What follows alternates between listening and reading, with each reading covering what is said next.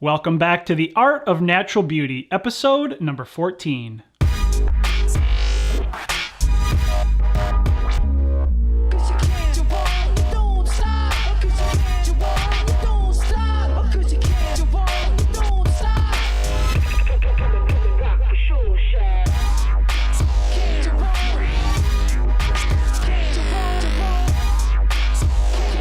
Hey guys, welcome back to The Art of Natural Beauty. First off, I want to say Happy New Year to all of you out there in YouTube land. It's been a couple weeks since I've put out my last video. That was done as kind of just a wishes of a Happy New Year to all of you back in December. And I haven't really gotten anything done this year yet. So, better late than never. Got to get the ball rolling for 2018. So I want to welcome you guys all back. I hope that you had a great holiday season with friends and family, and you're charged and pumped for this new year and ready to start some new adventures. And just kind of wanted to give you guys some goals, some things to start thinking about for 2018. This is the time, again, to set some goals and start some planning in your life and also in your photography as well. So some of the things you might want to be thinking about are you interested in getting into a new system this year? And is this year the year to do that? Do you want to learn to work more with filters for controlling tonal effects in the sky, in the water, just ways to really control your photography at the exposure? Sometimes filters are a bit daunting and can be confusing, and so folks opt out of using them, but they are really crucial and essential for landscape photography, especially when you're using film. So that may be something that you want to get your feet wet into this year. Maybe planning a trip or planning your shoots. It's really a good idea in practice to sit down and think about the goals, the things that you'd like to achieve photography-wise in terms of compositions and places you'd like to visit. So if you start planning that out now, blocking it out, getting points of interest, areas you'd like to visit, just planning that trip, going through the motions, maybe make yourself a PowerPoint with key places you'd like to visit, and doing a little budgeting for that, trying to figure out how you're going to get there and what it's going to take to do that, so you can go out and make some exposures of those places that you've been dreaming about doing for several years. The other thing is you may be thinking about approaching your image making differently this year, maybe evolving a little bit. We all strive for growth and learning and in our photography and in our art and in the way we communicate our thoughts and ideas and feelings with others. And our goal is to continue to evolve as we do as humans, the way we see the world, the way we perceive the world, and reflect that in our artwork and our photography. So this may be the year to try to do some things a little bit outside the box, outside of your comfort level that you're not used to doing. So one may be with the saturation of your images.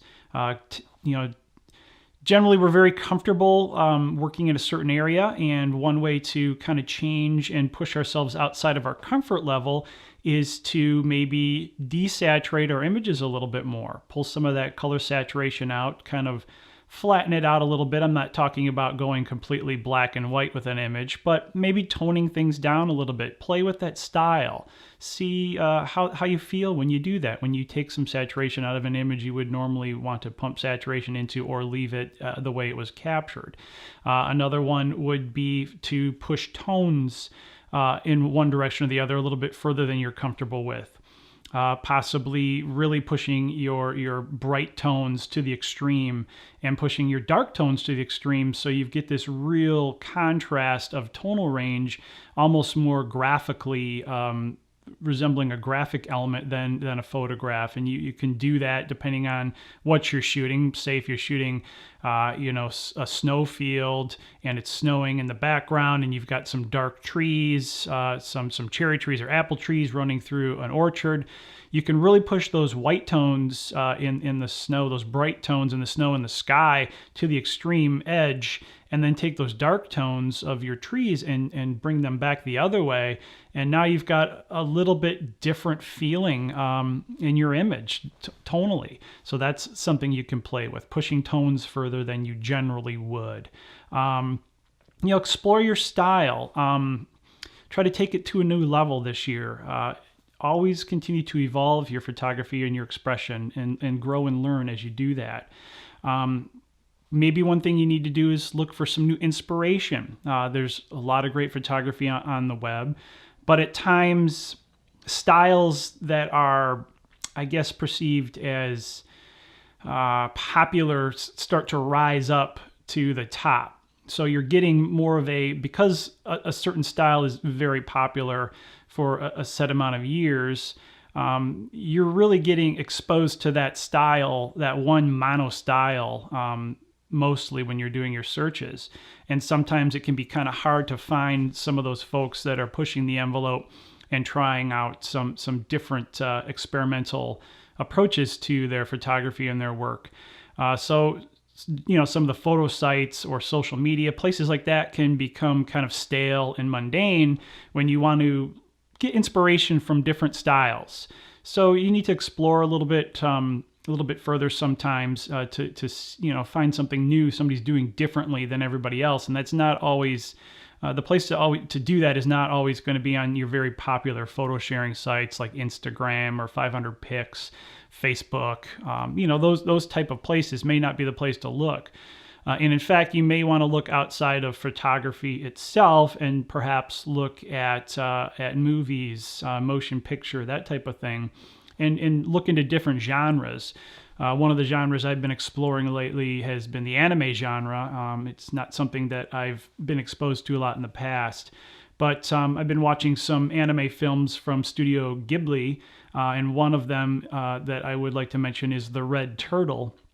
That was a very moving, inspirational piece of cinema. There's really no dialogue in it. There's just some grunts and expressions.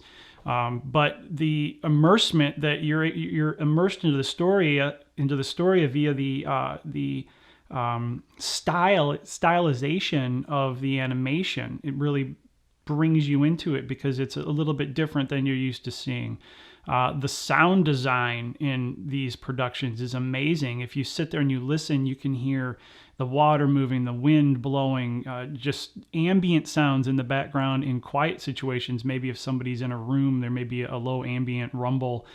The sound, you can really be immersed into these, and it's all part of the experience of being immersed into the storytelling or the conveying of an emotion, a thought, or a feeling. And that's kind of what we're doing with our photography, is we're conveying our emotional thoughts, feelings, and expression of our interpretation of the world or the composition that's before us, and trying to share that with others. So again, photography, art is very subjective. It is really a way of expressing yourself personally. Art should always be done for yourself first, so you get the most out of your art. And if somebody else likes it and shares that their pleasure that they've received through your art with you, then that's a bonus. But it should always be done for yourself. But again, you don't want to find yourself stagnant. You want to look for inspiration in other places. So go check out some of these movies, some of these anime movies from Studio Ghibli. They're very impressive. The production that goes into that, the style, the detail, the sound design, the story. Really, I found myself really getting immersed in these more so than what you're seeing, again, through traditional production houses like Disney and some of these other ones that are now very sterile and mono, producing a mono product, really, because it's all very similar. It's, I guess, the culmination of the algorithm of the middle of the road, what these people like and what these people like, find the middle and you please everybody. And that doesn't really work with art. You got to ride those peaks and valleys, find those differences and those tonal, the contrast of the differences between stories and presentation of style and design and look and feel, and take and draw from those in your own creativity and use those different techniques or thoughts to help convey your thoughts and your ideas and your emotions through your photography. So just a couple of things to think about for 2018 as you move forward and start this new year off, and try to cross off some of those goals and really generate some growth in your own creativity and your own style and expressionism. So that's my little tidbit on that. But today, what I really wanted to talk about is, you're going to see the Ebony 4x5 set up here to my left. And I want to kind of give out a 4x5 Grad filter camera hack for you guys out there. Because again, placement of these filters can be a little bit difficult. Not so much on a DSLR, because you're really able to kind of see on the back LCD monitor what's going on, where you're setting your Grad filter on your horizon or the area that you want to control. A little bit harder to do on a 4x5 because you're looking at a ground glass. It's not going to be as bright, and you're going to have a hood over your head. And so placement can be a little bit tricky at times. So I wanted to kind of give you my little hack, something that I use sometimes when I'm placing my filters, and kind of give you the steps on that, and hopefully that can help you guys out a little bit, especially if you're new to using filters. So what we got here is a Lee graduated hard ND filter. It's a 4x6, 100 millimeter by 150 millimeter, two-stop ND Grad filter. And you know what these look like if you've watched any of my videos in the past. You have your filter ND part at the top here. That's a two-stop, and then it gradually comes down to zero filtration, so a neutral effect on the light that's going to be exposed on your film or on your sensor. This is a hard Grad, so the line is a little bit harder. The transition isn't quite as soft, and I prefer to use these in most cases, unless I'm shooting somewhere in the forest or maybe the tops of trees or maybe mountains, where I want a little bit more graduation between that and the sky, the brighter sky behind it. But when you're placing these, it can be kind of difficult sometimes to get it put right on the horizon or exactly where you'd like it to be. And you do have a little bit of latitude with that, because this filter will be diffused somewhat, because it's placed so close to the lens. It's going to diffuse that hard edge a little bit, but you want to make sure that you're in the ballpark. So I've had, as I've learned to do this, I've made several exposures that I've placed the filter too low or too high.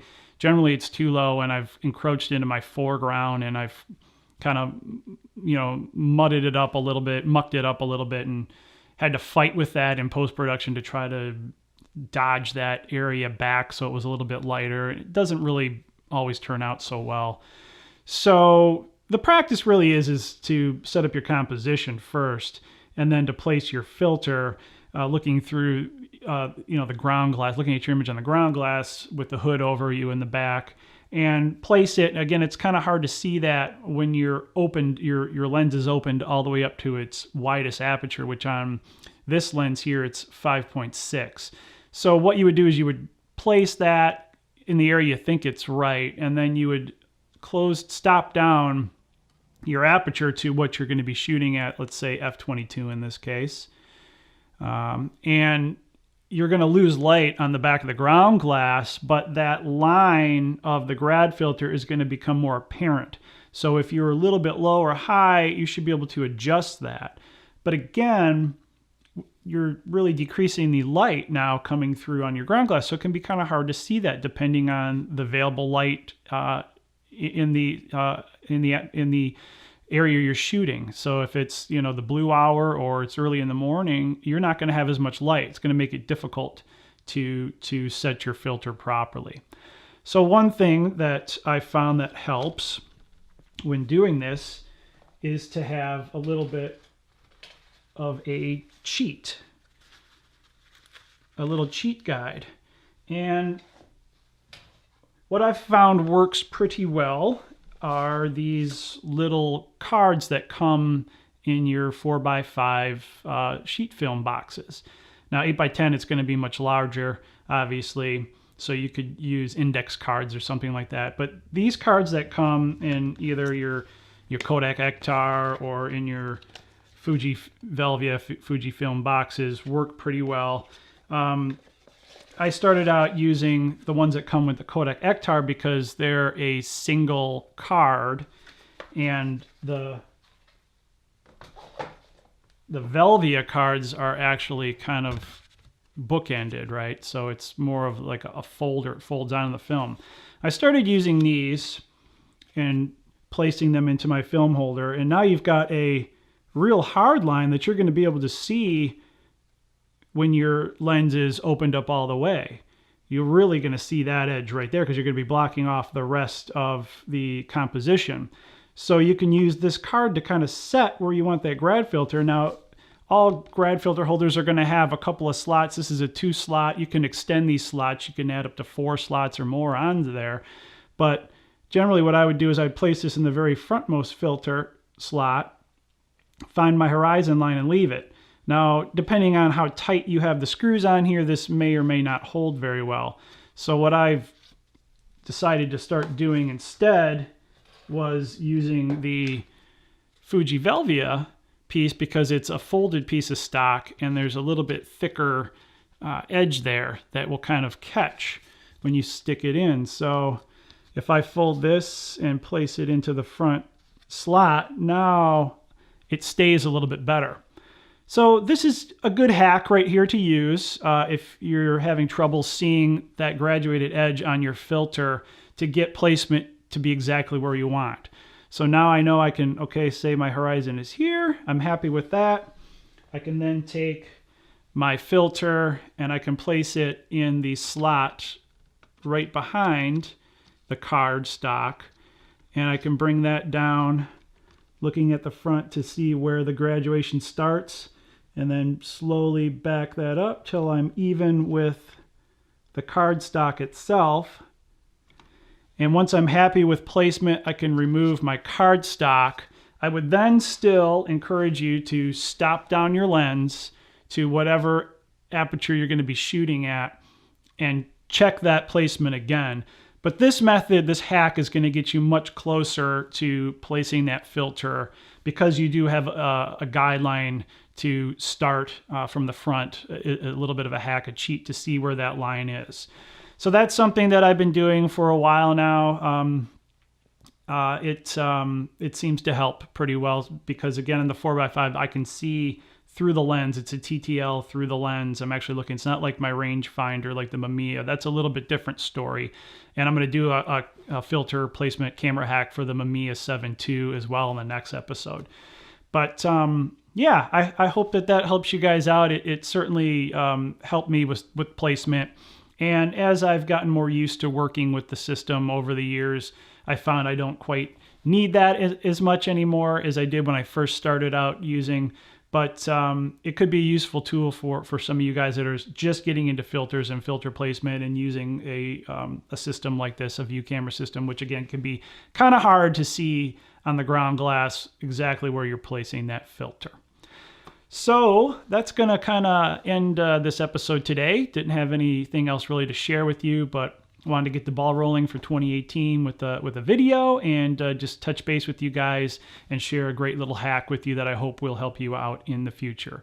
So just a real quick shout out to all of you out there that are new subscribers. Thank you very, very much for subscribing to the channel. I hope you enjoy the content. I hope that you will engage with questions, comments, any ideas that you have that you can share with me, maybe things that you'd like to hear me talk about, concepts, ideas that I can work on in the future.